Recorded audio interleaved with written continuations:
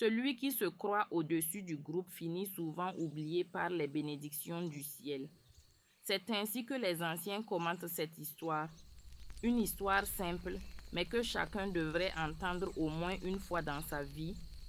Dans un village d'Afrique, bien avant que les routes ne soient droites et que les maisons ne soient hautes, vivait un groupe d'animaux unis comme les doigts d'une même main.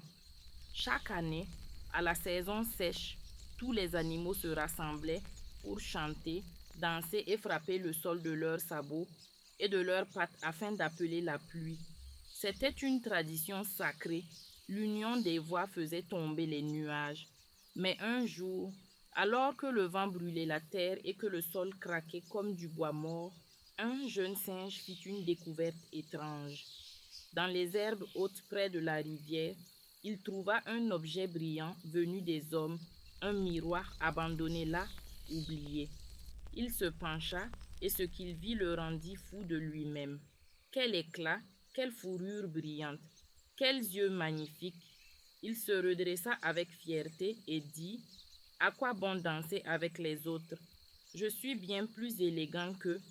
Dès ce jour, le singe ne vint plus aux cérémonies. Il passait ses journées à s'admirer, à se sourire à lui-même, à répéter: je suis unique, je suis au-dessus de la masse.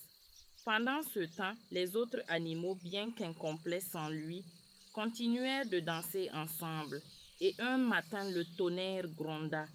Les nuages s'amoncelèrent, la pluie tomba, forte, généreuse, rafraîchissante, mais pas partout.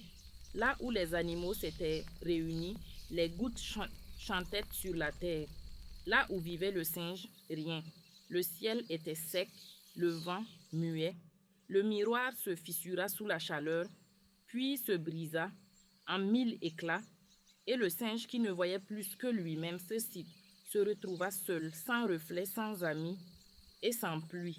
Alors retiens bien ceci: si tu t'éloignes du groupe par orgueil, n'espère pas recevoir ce que l'union appelle, car la pluie ne tombe pas sur celui qui se prend pour le soleil. Voilà ce que le miroir a appris au singe et ce que tu ne dois jamais oublier.